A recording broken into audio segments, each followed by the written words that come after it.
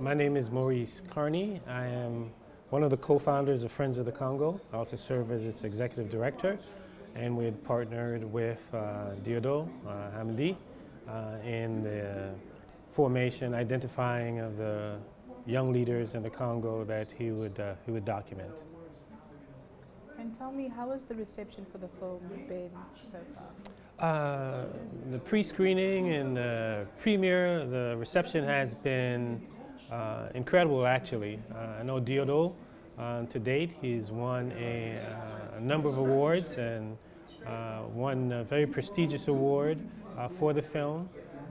Spoken with some of the producers of the film at Ananda Films, and they've said the film festivals that they've gone to in Europe, in the United States, and Canada, the film has been very well received. People believe that the story is not just a Congolese story, but it's a story that is very much present in different parts of the world today, where you have young people who are disgruntled with their leadership, and they're taking matters into their own hands to try and organize, mobilize their communities to bring about change. And that's what the film is about. And these young people who are brave, courageous, and basically willing to put their lives on the line in order to create a new society. So that story, that compelling story, has been very well received, whether it was in film festivals in Europe, here in the United States, in Canada, and as the film is screened throughout this week here in New York, starting here in New York, I'm sure it will be a very strong reception as well, and even when the film is taken to different parts of the United States. Why do you think this film is an important one for people to watch? Several reasons why the film is important for people to watch. One, it demonstrates the agency that we see among young Africans. Usually when Africa is presented to the world, it's presented as this helpless place, a place where humanitarian aid is needed, where the West needs to come in, or anybody from outside needs to come in. However, in this film, we see young Africans who are taking charge of their own destiny and trying to create a new world. So that's one key reason why the film needs to be seen. Two, the story of resistance, the story of courageous young people charting a new course. It's a universal story. The young people in the Congo who are fighting for change are not fundamentally different from the youth who are fighting for change in Egypt or in Tunisia, or the young people who brought about change in Burkina Faso in 2014, or the young people who rose up in Ferguson, in Baltimore, and a number of other countries, of course, the United States, that came to be known as a Black Lives Matter movement.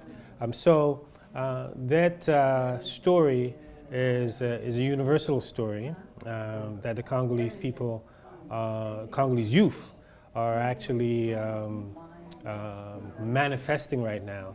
But it's also a historical story where big change, fundamental change has come about because young people have embraced the dictum by Frantz Fanon, where he says, every generation must find its destiny, and once found, you either fulfill it or you betray it.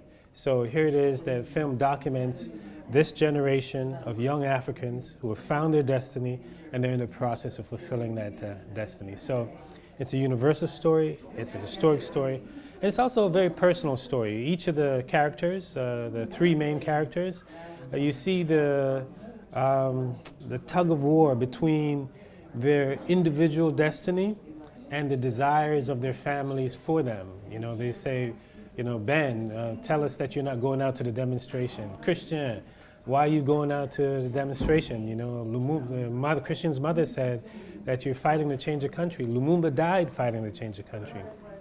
Jean-Marie, his family, when he came back from jail, saying, please don't, you know, stay still, don't go back out into the fight. So it's very the stories are very personal, where the young people have to make individual choices that may not be popular with their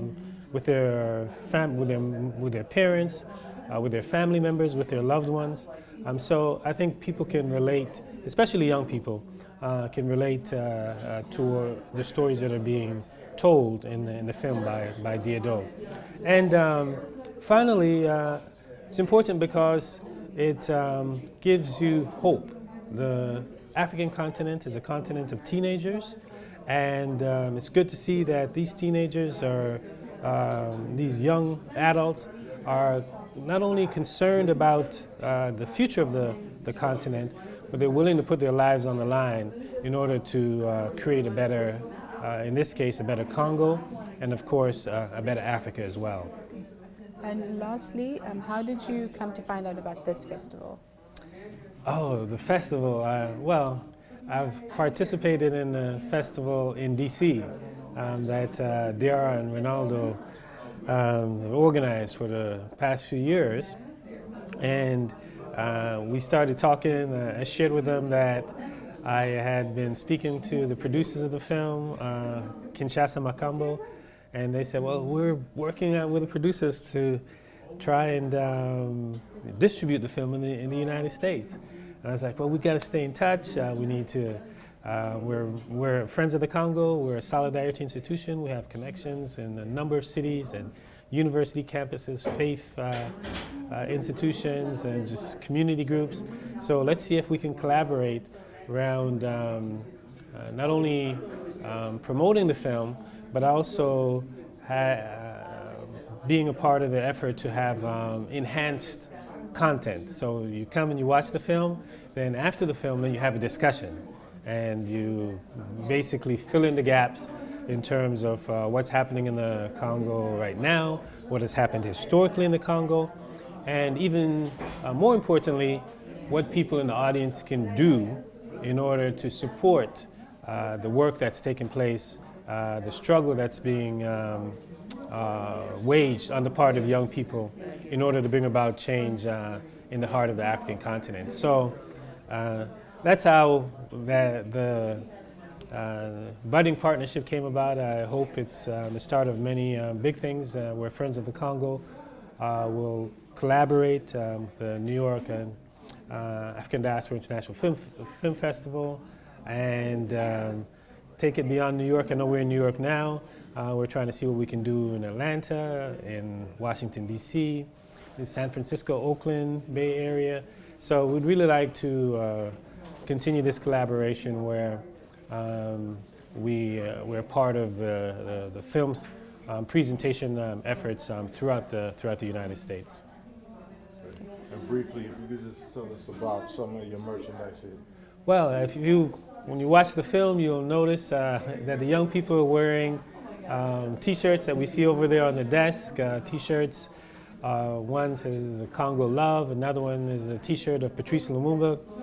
Patrice Lumumba was Congo's first democratically elected prime minister and one of Congo's independence heroes that was overthrown by the CIA because of his strong nationalist and Pan-Africanist stance, a strong stance for Congo's and Africa's wealth being owned and controlled by Africans and utilized for the benefit of Africans. So we memorialize Lumumba with the T-shirts, and we sell the T-shirts where the proceeds from the shirts go to support the struggle that the youth are waging on the ground.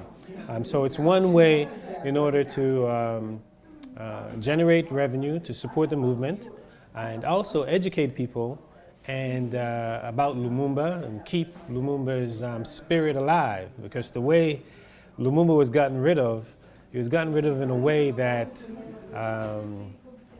those who killed him and destroyed him didn't want the rest of the world to know and didn't want the rest of the world to remember. He was In 1961, he was assassinated by a coterie of people, Congolese elites. United Nations played a role, the United States government and the CIA, the Belgians, the British. But in any case, he was assassinated, and the Belgians wanted to get rid of Lumumba in such a way that after he was shot in the firing squad, he was shot and his colleagues, Maurice Mpolo and Joseph Okito. Three of them were assassinated, Lumumba, Okito, and Mpolo.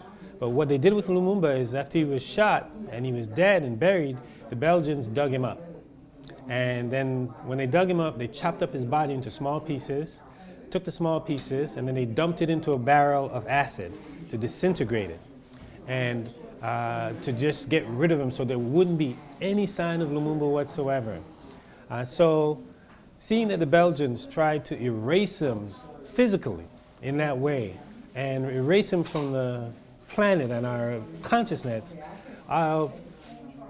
making the t-shirts of him is a form of resistance, reviving his spirit, letting the world know about Lumumba, and it's a way to teach people about Lumumba. T-shirt, and we direct them to the films and the books, and everything about Lumumba, about his teachings, his ideas, his poetry, his writings, and that's what we're sharing with the world, and that's what young Congolese are gravitating towards today in order to inspire the movement that they're waging inside of the Congo. Thank you.